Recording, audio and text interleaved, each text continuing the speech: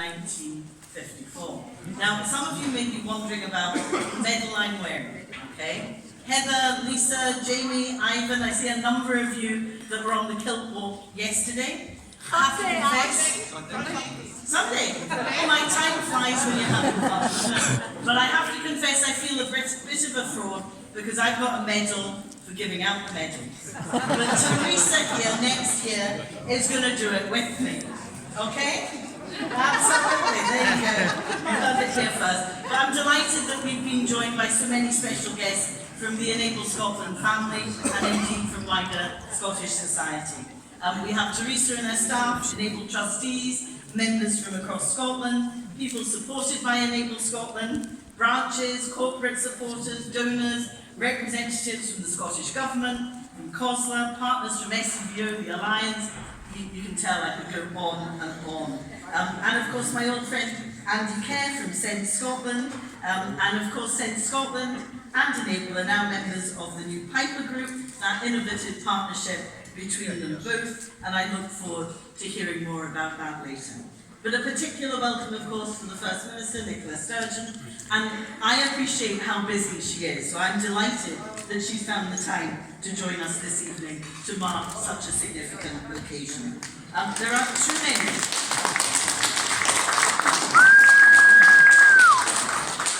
There are far too many MSPs to name, but let me assure you, they come from every part of Scotland, from every party, and I would be here all night if I tried. But do make yourselves known, my colleagues in the audience, to everybody here tonight. I am delighted to be hosting this event. I have a very long-standing connection with Enable Scotland. Indeed, Helensburgh branch in my constituency, which was founded in 1960, slightly before I was born, I hasten to add, will celebrate their 60th anniversary next year. There's going to be a party, and believe me, in Helensburgh, we know how to party. So it is a real pleasure to support that branch, the work that they do, but also delighted to engage regularly with them, with the Helensburgh ACE group, where we talk about all sorts of exciting issues, like everything from the Kilcreggan ferry, which is now running again, and from that to access to education and jobs. So I know that important relationship that I have is mirrored by MSPs and ACE groups in constituencies and regions across Scotland. I'm also very proud to work more widely with Enable Scotland as the first and only convener of the cross-party group on learning disability, and Enable Scotland provide the secretariat for that group, and we bring together people with learning disabilities in this place, at the very heart of our democracy in Scotland, to ensure that their voices are heard. We've made progress on a number of campaigns. Enable has made progress across its 65-year history on education, on housing, on transport, on the right for people who have learning disabilities to be included and involved in society. Enable Scotland has always campaigned for change and has made a real difference because their campaigning work is always solutions focused, working in partnership with the government and the Parliament to deliver change. We'll hear from the First Minister later about the Scottish Government approach to supporting people who have learning disabilities and their families, but I'm sure she will agree with me about the strong partnership approach that Enable Scotland has established. Enable Scotland has a proud past, but it has a strong and positive future. It takes brave leadership to do that, and I look forward to hearing more about this from Teresa shortly. There are exhibition stands placed around the garden lobby to showcase different work from Enable, everything from ACE branches, Enable Works, different branches across Scotland, 7 Steps to Equal Healthcare, and local area coordination. I invite you to go and visit them all. I very much hope you enjoy this event, and let me, without further ado, welcome Teresa Shearer, the CEO of Enable Scotland, and of course the new CEO of the Piper Group.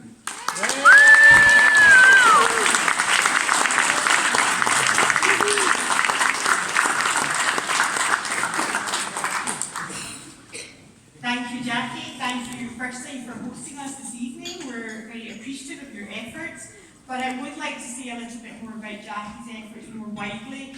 I'm not sure that you mentioned the length of time you've been convener of the cross-party group, so it's been 15 years, and I think as a friend and a member of Enable Scotland, our members have asked that we just show our appreciation to Jackie for 15 years.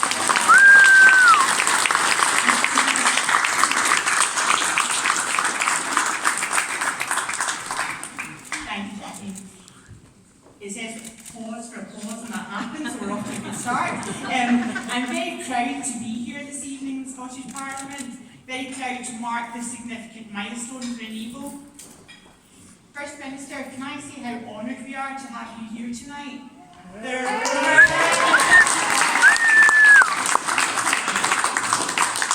are over 1,000 social care charities in Scotland, and I'm sure you can't attend every single one, even if you wanted to, so we are particularly glad to have you here tonight. And we're particularly glad to have you here tonight because of the work we do in partnership with Scottish Government and particularly with your administration and some of the recent developments which we'll talk about and touch on later. Enable is 65 this year. That is a huge milestone for us, but it's also a very exciting time. It's exciting to reflect back on the past 65 years, but it's really exciting to look forward to the next 65.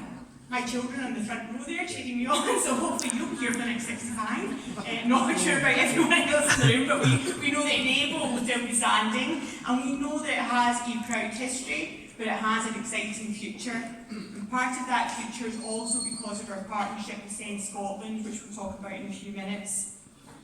But I want to just touch on the past. If you come in to visit us in Enable Scotland, you will see how proud we are of our heritage. You will see across every room, not a corporate office, but actually photographs of our founding families. And I want to just do the honour for those 5 families for a couple of minutes. And I know that in this audience tonight, I see Peter Scott from IMF Scotland, I see Joe Armstrong, previous chair of Enable Scotland. These names will be very familiar to you. I want to just take a moment to acknowledge Macintosh, Curran, Mohan, Henderson and Shapter. 5 sets of parents who got together because they wanted their children to live in an inclusive Scotland. They did not want their children to be locked up in institutions, as was the prevailing policy of the day. Had it not been for these 5 brave families, we would not have Enable Scotland that we have today. Enable Scotland that supports thousands of people, that employs thousands of people. Every time I say that, I take a sharp intake of breath, but we do. We employ 2,000 people. Our partnership with Send Scotland means we will employ 3,000 people supporting individuals to live the life they choose.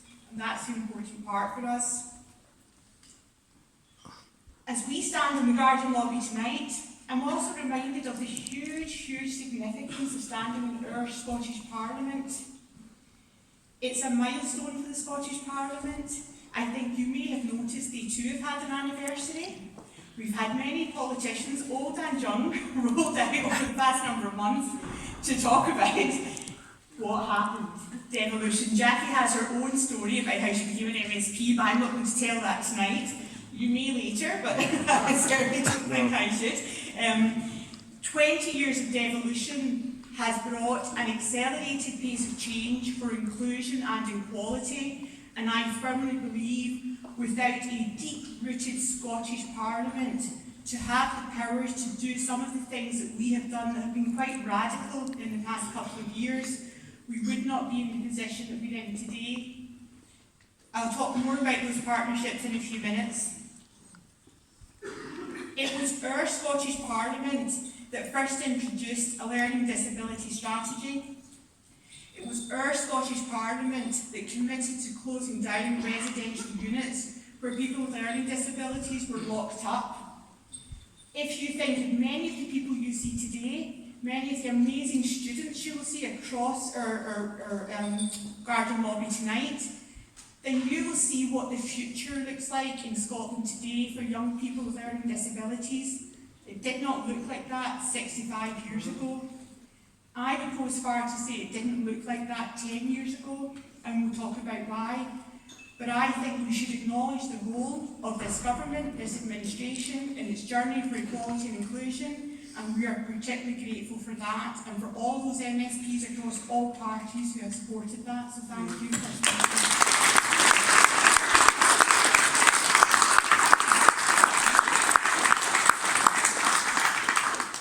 That's some of the good news stories, and this is the part that I always find difficult. I've been Chief Executive for 4 years now, and I have a bit of a tear in my eye every time I tell this story, but it's authentic because it's difficult to hear, and I hope you'll understand why it's important, even as we celebrate tonight and talk about this. There are around 120,000 Scottish adults with learning disabilities in Scotland today. But to our collective shame as a society, not as a government, not as a charity, not as individual institutions, as a society, they tell us about isolation, about bullying, about hate crimes in everyday life in Scotland. So whilst we have come far, there is a huge journey still to be done, and I welcome my colleague Charlie McMillan, who's taken up his recent role as Chief Executive of NCLD. Welcome Charlie, and we look forward to working with you.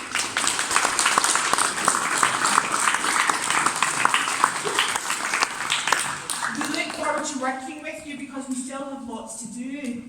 And when we talk about some of the stories that are still difficult in Scotland today, there are 700 adults with learning disabilities who are placed out of area. Now that's a horrible term, but it essentially means 700 people who do not have the choice to live in their communities with either their families, the people they know, the people they love, and without the chance to make roots in those communities. Those communities that range from Stornoway to Elgin to Ayrshire to Glasgow to all of the areas we see represented tonight.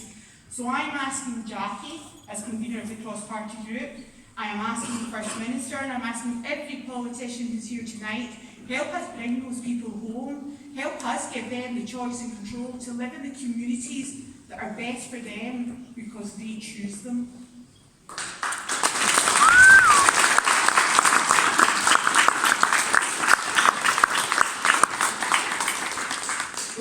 Now to the final part of my speech, because I do realise there's an E-list in the House and First Minister will be up in a couple of minutes. I want to talk a little bit about partnership and innovation, and I think it is all of our responsibility as organisations and as leaders of Scotland today to think about how we can do things differently and think about how we do it better.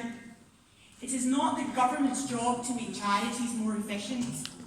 It is not the policy maker's job to make charities run better. That's our jobs. We are bestowed with the leadership of these great organisations for a period of time, and it is our job to make the best use of that time. We have seen a number of innovative partnerships, but I think the First Minister, you may recall another platform we shared a few years ago with some colleagues from SCBO, where I talked to a room full of charity leaders about the possibility of coming together, collaborating, but doing more than talking about it, actually moving together towards a strong foundation, a strong core that would allow us to compete with the private equity care organisations that we see in the country today that are shamefully treating people in ways that are absolutely abhorrent. How interesting we're giving this speech today on the day that we have heard what is going to happen potentially to Four Seasons. So leave that to think about. I spoke about that in the Guardian in 2016. It wasn't the most popular speech of the day, I have to admit, but I was very heartened by the words of our First Minister, publicly and privately. You should do this. There is no locus of legislation for government to make charities do this, but it's the right thing to do. So I would like to thank you for your personal leadership in that issue, and I'd also like to thank the trustees of Enable Scotland and Send Scotland, but I'll come to that in a minute. How fitting that our partnership with Send Scotland, how fitting that the first major charity partnership of its time is in the constituency of the First Minister. That is a coincidence, despite what the journalists say, that is an absolute coincidence. I know that you're well aware of the work that Touchbase does and the work of Send Scotland, but here's what's important. My chair and Jan from External Affairs will tell me not to say this tonight, but I'm going to say it. We want to save £10 million.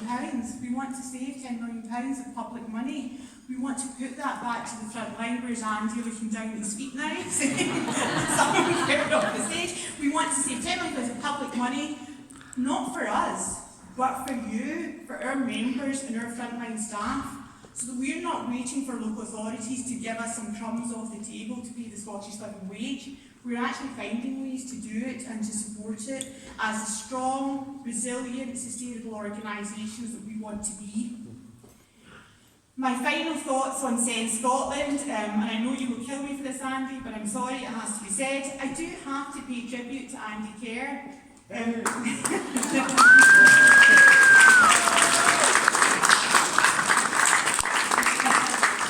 My new colleague in the Piper Group, we've been working together for about 12 months now, and it's not all been plain sailing, I think it's fair to say, Andy. But partnership is easy to talk about, it is much more difficult to deliver. We often see that in public services.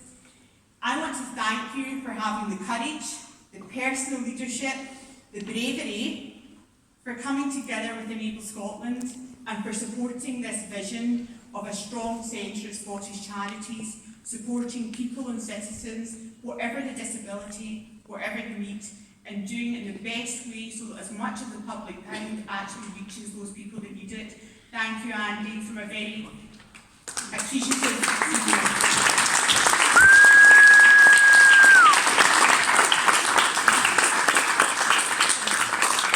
I'm probably over time. I've just got 3 or 4 things I want to say. We have some people who have travelled from Europe, and that's really important to us at Enable Scotland right now. Hugely important. I was really touched by Mike Russell at another gathering of NCBOs actually, who said, we cannot control what happens with Brexit potentially, but we can control what we do in Scotland. We can control our partnerships with other organisations across Europe, and I think we will recognise from Milan tonight that we have done a lot of work with Inclusion Europe. Across parts of Europe today, there are people living in what can only be described as institutional, segregated, horrific circumstances. We are working with Inclusion Europe to use the practice that we have developed here in Scotland and to share that with our friends in Europe. And it doesn't matter what happens with Brexit, we will continue to do that and continue to share and work with you. So thank you, Milan, for being here. We're delighted to work in partnership with 2 of Scotland's best universities. I'm quite biased, and let's see if we can work out which one. We're working with Glasgow Caledonian University right now, Health and Life Sciences. I have to thank the Dean, Andrea Nelson, and a personal thank you to Mark Gallagher for pulling together an innovative project that gets nurses out of hospitals and into the community.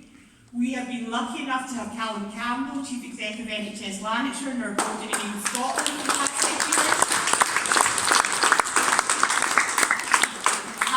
Glasgow Caledonian University, and all of those people coming together to think about how we deliver health differently. Thank you for that. Breaking barriers, Strathclyde University Business School. Who would have thought it? Who would have thought 65 years ago that we weren't keeping children out of institutions? We were sending them to one of the top business schools in the world. We were sending them to work with Scottish Power, one of the best employers in the world. And we were supporting them to gain skills for a future economy in a vibrant Scotland. So thank you very much to the Dean of Strathclyde Business School, David Hillier, and Heather Stenhouse, who are with us this evening. We're very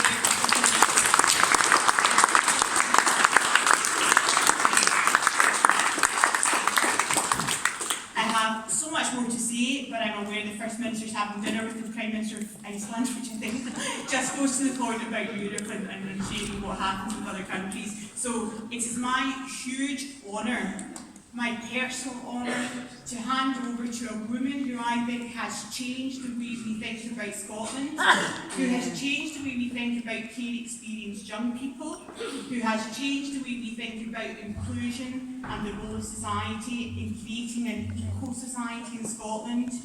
A huge honour to ask the First Minister to now join me to celebrate an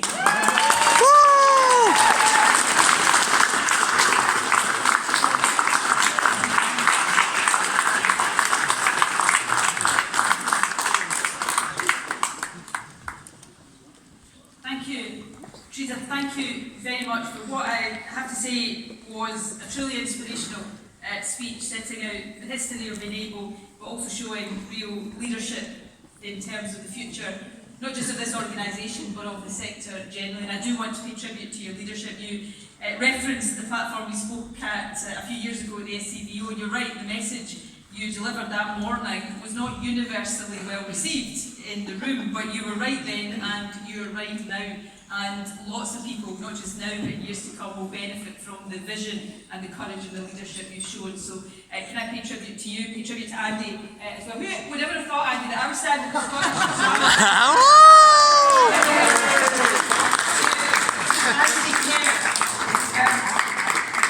But I do. Send Scotland Touch Base facility, of course, is based in my constituency, and I've seen firsthand the extent to which it changes people's lives, and it's really quite hard to put into words the difference that organisations like Enable and Send Scotland make. So, you have my utmost admiration and good wishes for the future through the new partnership. Thank you to Jackie for hosting this evening. I know Jackie and I have crossed swords many times in this building before, but I know on these issues Jackie is a true champion and a true advocate for all of you and the work she's done over the past 15 years. It makes me feel old to say that, as well as Jackie has been outstanding. So thank you to you for all of that. And thank you for inviting me to be part of this wonderful celebration this evening. It's just so fantastic to stand here and look out at so many friendly faces and be amongst so many friends. So thank you for giving me the opportunity. And I think the number of people here this evening really does speak volumes about the respect that people across the country have for Enable Scotland. And that respect spans the political spectrum and it spans Scottish society as well. And that is no mean achievement. You should feel incredibly proud of everything you have achieved, because the respect is well earned. For 65 years, Enable Scotland has made an invaluable difference to the lives of people with learning disabilities and to the lives of their families as well. Teresa has already referenced the fact that Enable started off from a meeting with 5 sets of concerned parents. I understand that meeting took place in somebody's living room, and what took root back then has grown into Scotland's largest charity for people with learning disabilities, and through its 39 local branches, Enable provides services and support to thousands of people. And more than that, it serves as a really powerful voice for its members on the issues that matter most to its members. And that work is well worth celebrating, and it is my privilege to have the opportunity to celebrate it with you this evening. Of course, as Teresa has already set out, as well as a celebration, events like this, milestones, birthdays like this, are an opportunity to take stock. There is no doubt at all that over the past 65 years, the lives and the prospects of people with learning disabilities have changed dramatically, and they have changed for the better. The phasing out of long-stay hospitals has seen more people living at home and participating fully in their communities. Changes to legislation has ensured equal rights and protections for people across society. And of course, with the introduction of universal education and access to mainstream education, people with learning disabilities now face fewer barriers, not no barriers at all, but fewer barriers to fulfilling their potential. And it is no exaggeration to say that Enable has played an instrumental role in all of these advances. There's many examples of specific issues that I can cite here tonight, all of which have had a major impact. But I know the achievement you're most proud of is your role in securing Scotland's first learning disability strategy. Enable was a hugely powerful voice in, first of all, making the case for such a strategy. It was informed by your members' experiences and expertise, and when it was published in 2000, same as you, demonstrated that as a country, probably we demonstrated this for the first time, we were serious about ensuring equal rights and opportunities. Identified the areas where we needed to ensure better services and support, and overall it represented a massive advance for people in Scotland with learning disabilities. Yet, while Same As You was a hugely important achievement, there have been many others since. We've seen many inspiring examples of Enable's work just in the last few years. Enable's partnership with Macmillan Cancer Support has made healthcare services more accessible for people with learning disabilities. Its Be the Change campaign has raised awareness of the abuse that too many people with a learning disability still face. And there was a further really good example last August as part of the celebrations for Scotland's fantastic year of young people. Enable's 8th Youth Group helped to organise a live music event in Glasgow, and over 100 young people with learning disabilities took part in that, providing a hugely enjoyable experience for people, but also helping to raise awareness about the difficulties disabled people face in going to live music events. And that, I think, is a great example of the work Enable does to not just provide services, but overcome barriers, challenge stigma and create opportunities, often in areas that might be surprising or unexpected to those who are not familiar with the experiences of people living with a learning disability. So I want to pay tribute to all of that and all of the other work Enable has done. But as Teresa has so powerfully set out tonight, there is still more work to do. We cannot stand here at this milestone and think that the job is done. Despite all of the advances we've seen in recent years, it's still the case that just 39% of people with learning disabilities live in their own home, just over 6% are in further education, and only 7% are in employment. And the out-of-area issue that Teresa highlighted is one that we do need to do more to tackle. So these statistics that I have just cited are all unacceptable in the kind of country we want Scotland to be. And the Scottish Government is determined to work with Enable and others across the sector to ensure that all people with a learning disability have the same opportunities as anyone else, the same opportunities to follow their dreams and live life on their own terms. And that is why we are so proud to work with and support organisations like Enable. It's why we support the Independent Living Fund to support young people through key transition periods in their life. And it's why in March we published the revised implementation framework for the successor to Same As You, the Keys to Life strategy. And that new framework, I think, is really important because it sets out a much broader and much more comprehensive approach to improving outcomes and experiences for people with learning disabilities. It focuses on people of all ages, children and young people as well as adults, and it covers the full range of services and support people rely on, from health and transport to education and housing. And the views of Enable, and I can't overstate this point, the views of Enable were so important to the guiding and the drafting of that framework. And as part of our policy reference group, Enable's expertise will continue to guide the crucial bit of any framework or strategy, the implementation of it in the years ahead. So just to draw my remarks to a conclusion, 2019 is a very, very special year for Enable. But as Teresa has also said this evening, it marks an important anniversary for the Scottish Parliament as well. It's now 20 years since this Parliament was reconvened. Jackie and I were both original members. Neither of us look a day older than we were back in 1999. You were meant to go, of course. I mentioned earlier on Same As You, which was published in 2000. That document really did mark the start of a successful partnership between Enable and successive Scottish governments. And in the 2 decades since then, your expertise, your dedication and your passion has been invaluable in driving policy and legislative changes.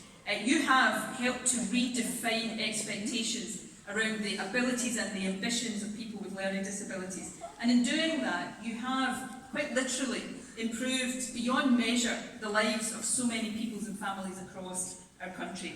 So for all of these reasons, from the bottom of my heart, I want to congratulate Enable and thank you. Thank you to everyone who has been involved with Enable Scotland and its predecessors over the past 65 years. And I want to reaffirm the Scottish Government's commitment to continuing to work with you and support you in the future. As part of the Piper Group, your partnership with SENS, that future I think is incredibly bright. So thank you so much for inviting me and allowing me to be part of this very, very special celebration this evening. And let me end just by wishing Enable and everybody who is associated with it a very happy 65th birthday. Thank you.